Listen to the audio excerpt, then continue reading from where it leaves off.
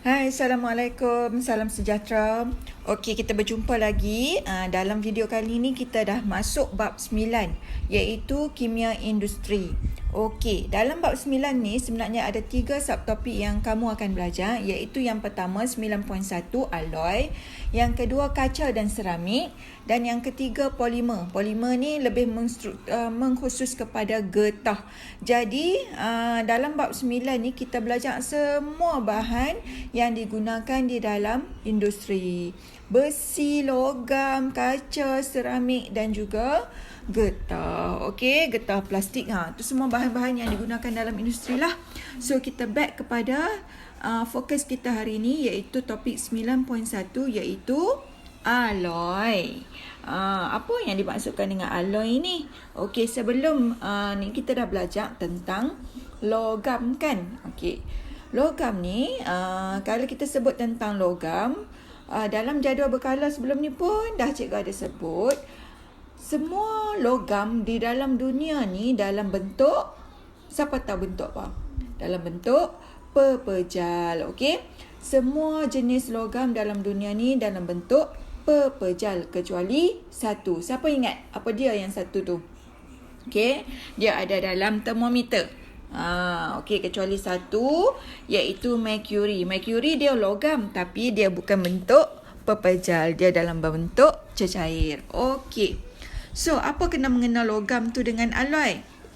Alloy ni maksudnya campuran. Okey, cikgu type dulu. Okey. Sekali lagi. Alloy ni adalah campuran beberapa jenis logam. Okey, beberapa jenis logam atau logam dengan bukan logam mengikut peratusan tertentu. Jadinya, alloy ni boleh jadi antara campuran logam dengan logam. Okey, logam dengan logam. Maksudnya kena lebih daripada satu jenis lah. Ataupun unsur logam dengan bukan logam.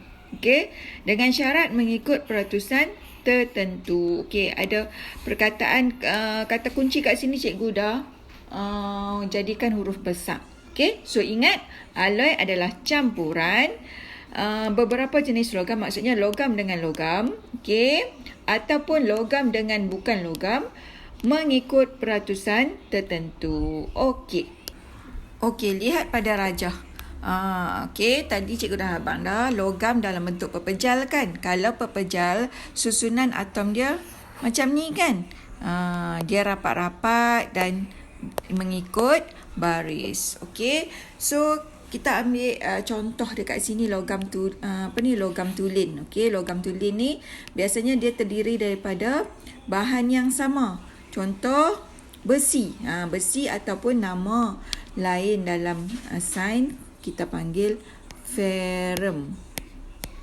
Okey, jadi logam atom logam ni terdiri daripada semua atom-atom yang sama, ferrum semuanya. Okey. Sebab itulah dia tersusun rapat-rapat dan mengikut baris. Okey, logam tulin. Kemudian dia campur dengan unsur asing. Unsur asing ni boleh jadi dia logam ataupun bukan logam. So, logam mesti, alloy mesti ada logam. Okey, dia mesti ada logam. Sama ada logam campur dengan logam ataupun logam campur dengan bukan logam. So, kita panggil bahan campuran ni sebagai unsur asing. Okey. So, unsur asing ni katalah karbon. Okey, katalah karbon. So, karbon simbol dia C. Simbol dia C. Okey, maka bila logam campur dengan unsur asing, sama ada dia adalah logam ataupun bukan logam, maka terhasillah alloy. Okey, proses untuk logam campur bukan logam ataupun campur logam nak jadi alloy ni, proses ni kita panggil pengaloyan.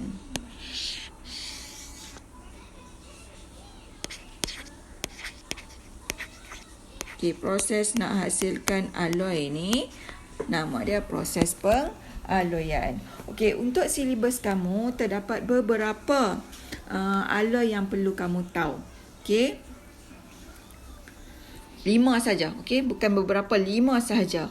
Okey, kalau kamu tengok dalam nota ni ada 6 kan. Tapi yang perlu kamu tahu duralumin, keluli, gangsa, loyang, pewter sahaja. Okey, ikut silibus kamu hanya 5 ni sahaja yang perlu kamu tahu. Selebihnya tak perlu ambil tahu. Okey, yang itu bukan dalam silibus kamu. Okey. Ada 5 jenis alloy yang perlu kamu ingat, iaitu duralumin, keluli, gangsa, loyang, pewter. Okey, duralumin ni apa komposisi dia ataupun apa campuran dia? Okey, macam mana sifat dia dan apa kegunaan dia? Cikgu akan ajak cara mudah untuk kamu ingat jenis alloy, komposisi dia dan kegunaan dia. Tapi sebelum tu, pasal apa? Kenapa kita kena belajar tentang alloy ni? Kenapa ada kajian tentang alloy ni?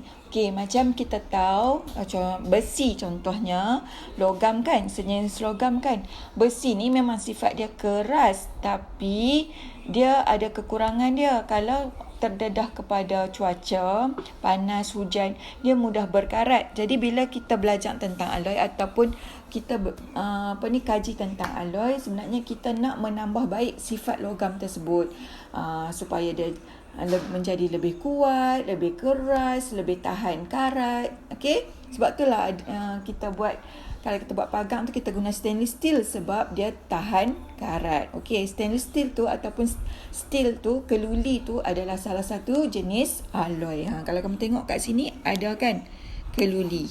Okey. So, macam mana cara mudah nak ingat jenis-jenis alloy ni? Apa komposisi dia dan kegunaan dia? Okey, yang pertama duralumin.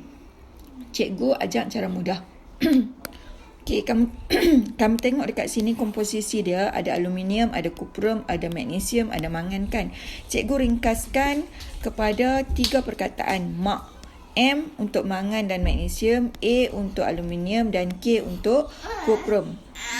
So, cara mudah nak ingat untuk alloy duralumin, Mak Dura suka naik kapal terbang. Okey, jadi Mak Dura suka naik kapal terbang. Okey, jadi mak ni mangan, magnesium, aluminium, kuprum. Okey, jadi kalau kamu tengok kat sini aluminium, komposisi dia ataupun peratusan dia yang paling tinggi. Okey, yang ini adalah logam tulen lah. Kalau kata kamu tengok dalam senarai tu, dia punya persen yang paling tinggi, ini adalah logam tulen. Asalnya ini adalah logam tulen. Bila dia campur semua ni, dia akan menjadi duralumin. Okey, itu cara mudah nak ingat. Mak Dura suka naik kapal terbang. Bahan untuk menghasilkan duralumin, magnesium, mangan, aluminium, kuprum. Okey, kegunaan dia untuk buat rangka kapal terbang, kapal dan basikal lumba. Bila kita sebut tentang kapal terbang, dia mestilah bahan yang kuat dan keras kan, sebab dia nak bawa ramai penumpang. Tapi dia tak boleh berat. Kalau berat, macam mana kapal terbang nak terbang di udara? Dia kena ringan. Okey, itu sifat duralumin. Okey, alloy yang pertama. Yang kedua, keluli. Keluli ni cikgu tak ada akronim. Cikgu tak reka akronim. Tapi kamu tengok kat sini, kalau keluli ejaan dia KI kan? KI kan?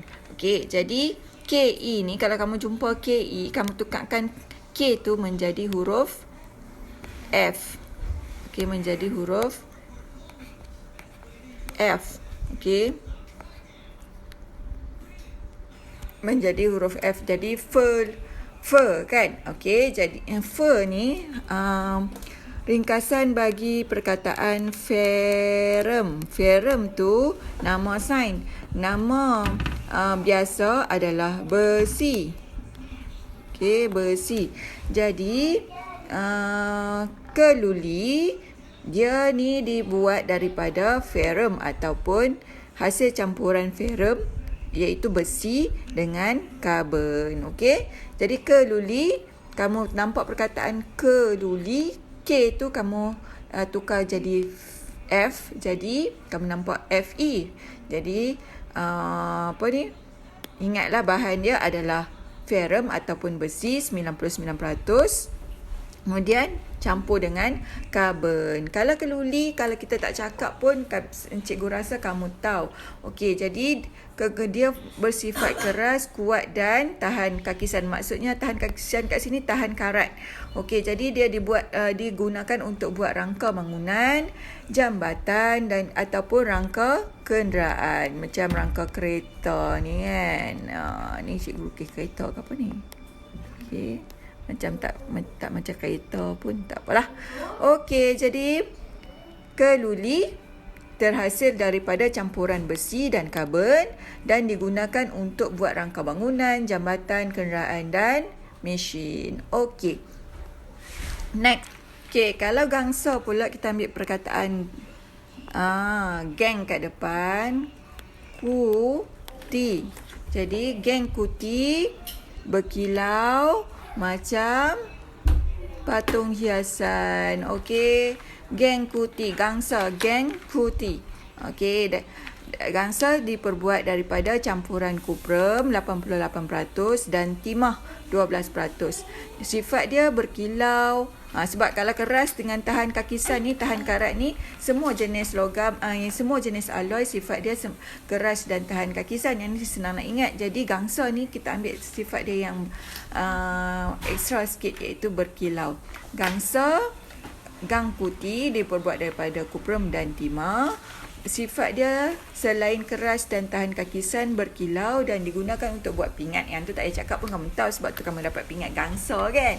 Okey, buat pingat, buat piala, buat pisau dan juga patung hiasan. Okey, next kita tengok alloy yang keempat, loyang. Macam mana nak ingat loyang?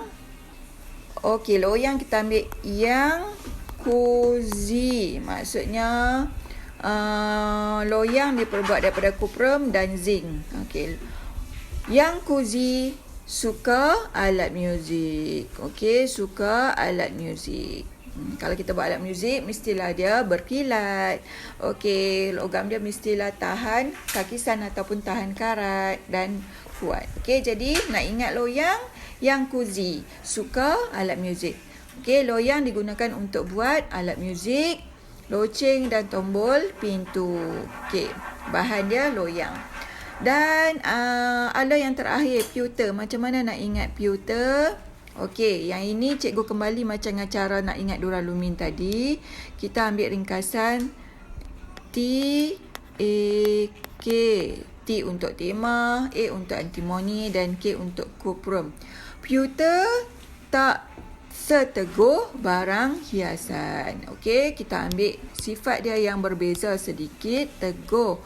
Okey, barang hiasan. Okey. Jadi pewter digunakan untuk buat barang hiasan kan. Buat barang hiasan. Contohnya dulang, pasu, teko. So kalau kamu tengok barang hiasan mak kamu kat rumah tu, macam dengan pemegang lilin tu, itu diperbuat daripada pewter. Pewter ni apa bahan dia? Tak. Timah, antimoni, kuprum. Okey, timah 97%, antimoni 3% dan kuprum 1%. Okey. Dia ada campuran sikit saja kuprum ni. Tapi pewter terhasil daripada campuran 3 jenis bahan. Timah, logam, antimoni, kuprum. Okey. Pewter tak seteguh barang perhiasan. Itu cara nak ingat. Okey. Okey, itu saja untuk penerangan topik hari ini. Simple saja. Okey. Kamu tahu apa maksud alloy, kamu tahu 5 jenis alloy, macam mana nak ingat dia, apa komposisi dia, apa sifat dia dan apa kegunaan dia. Okey, next kamu klik kepada bahagian latihan. Okey.